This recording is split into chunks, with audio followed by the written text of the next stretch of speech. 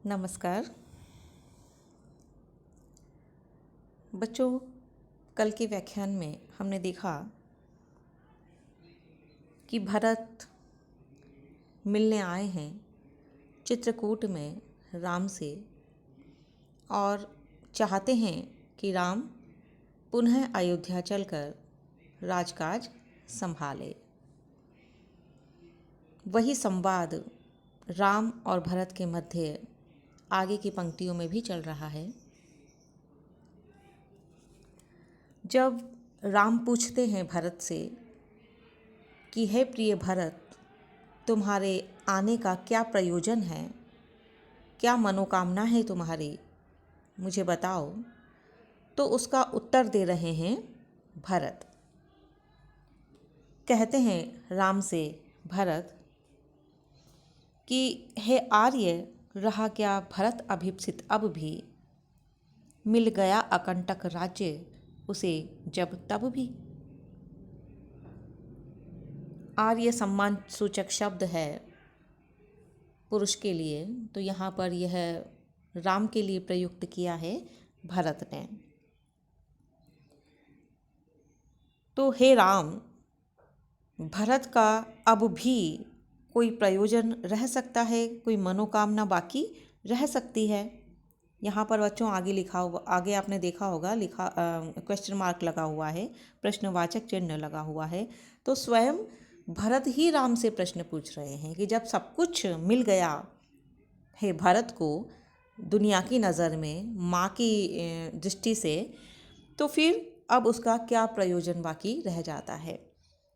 मिल गया अकंटक राज्य उसे जब तब भी। अकंटक, कंटक रहित, किसी तरह की कोई, यहाँ पर जो कांटे, कंटक का मतलब है बच्चों कांटा, तो कांटा यहाँ पर परेशानी के लिए, कष्ट के लिए या दुख के लिए या संकट परेशानी के लिए प्रयुक्त हुआ है।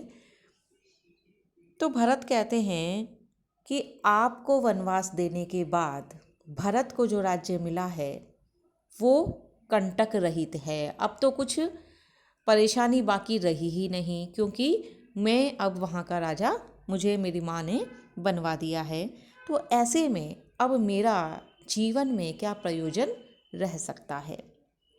यहाँ पर बच्चों व्यंग्यपूर्ण भाषा है भरत की, कि नहीं चाहता था भरत कुछ भी, लेकिन फिर भी माँ ने ऐसे कुचक्र चलाकर उसे सब कुछ दिलवा दिया ज़बरदस्ती, जो उसके मन के अनुकूल बिल्कुल भी नहीं है। तो इसीलिए वाणी में व्यंग आ गया है भरत के। पाया तुमने तरुतले अरण्य बसेरा, रह गया अभीप्सित शेष तदपि क्या मेरा। तरुतले, तरु मतलब वृक्ष, तले मतलब नीचे, पेड़ के नीचे। अरण्य कहते हैं बच्चों जंगल को, वन को। बसेरा करना मतलब रहना, अभीप्सित मतलब मनोकामना, प्रयोजन। तो कहते हैं भरत कि मेरी माँ कैकेयी की कृपा से तुम्हें तरुतले, वृक्षों के नीचे, जंगल में रहने के लिए मिला। राजभवनों को छोड़ करके तुम्हें 14 वर्ष के लिए जंगल में रहना है, वन में रहना है, पेड़ों के नीचे रहना है। तो यह सब कुछ करने के बाद में भी क्या मेरी कोई इच्छा, मेरी कोई मनोकामना शेष बच जाती है।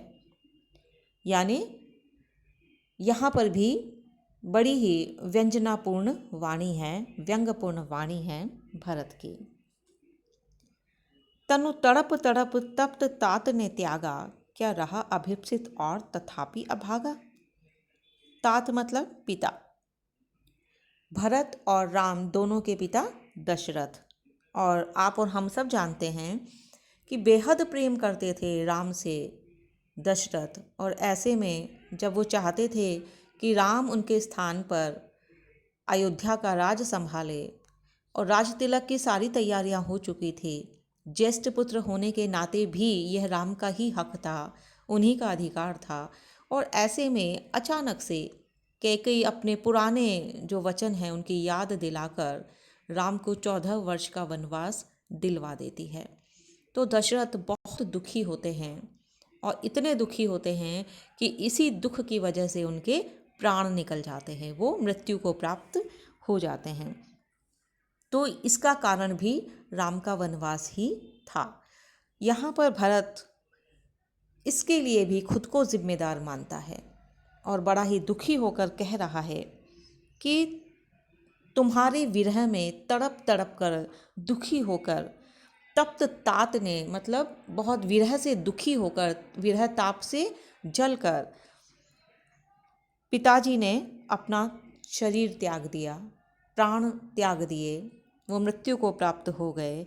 इसके बाद में भी इस अभागे भरत का कोई प्रयोजन, कोई मनोकामना शेष रह सकती है क्या? हाँ, इसी आयश के हेतु जन्म था मेरा, निज जननी ही के हाथ हनन था मेरा।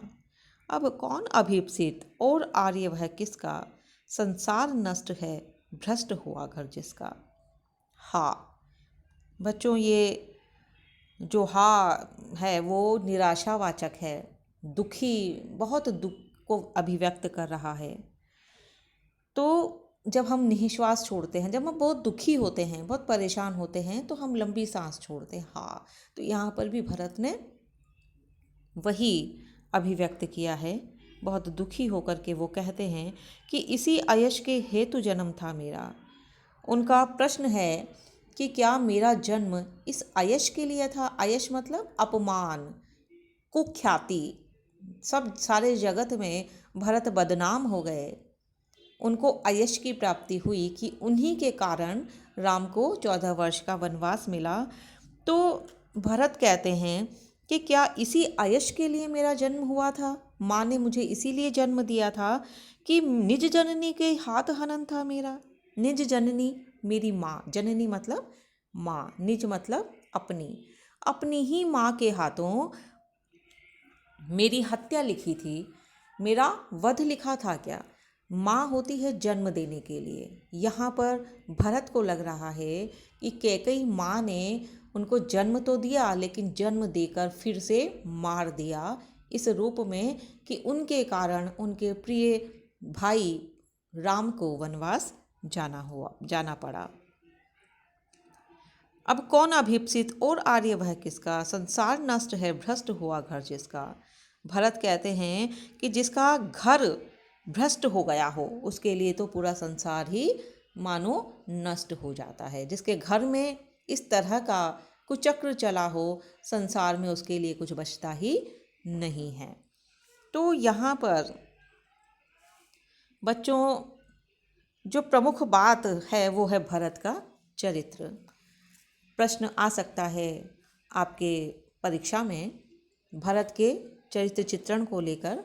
तो आप जैसे जैसे व्याख्या के साथ आगे बढ़ते हैं, जो जो चरित्र की विशेषताएं भरत की उद्घाटित होती है उसे आप नोट डाउन करते चलें। तो इस तरह से आपको प्रश्न का उत्तर लिखने में सहायता मिलेगी। यहाँ भरत का जो है निर्मल और उनका जो कलुषित रहित स्वभाव है, सरल स्वभाव है, इतना सरल स्वभाव है कि वो खुद को ही उलाहना दे रहे हैं। वो किसी को भी, यहाँ पर वो कैकेयी को भी इंगित नहीं कर रहे हैं, बल्कि वो अपने आप को ही दोष प्रदान कर रहे हैं। भरत के वचनों में राम के प्रति अगाध श्रद्धा का भाव अभिव्यक्त हुआ है और इसके साथ ही साथ उसे इस बात का दुख है कि माता कैकेयी ने भरत के लिए इतना बड़ा कुचक्र षड्यंत्र रच दिया। तो बहुत ही मार्मिक शब्दों का, मार्मिक भावों का यहाँ पर अभिव्यक्तिकरण हुआ है भरत के।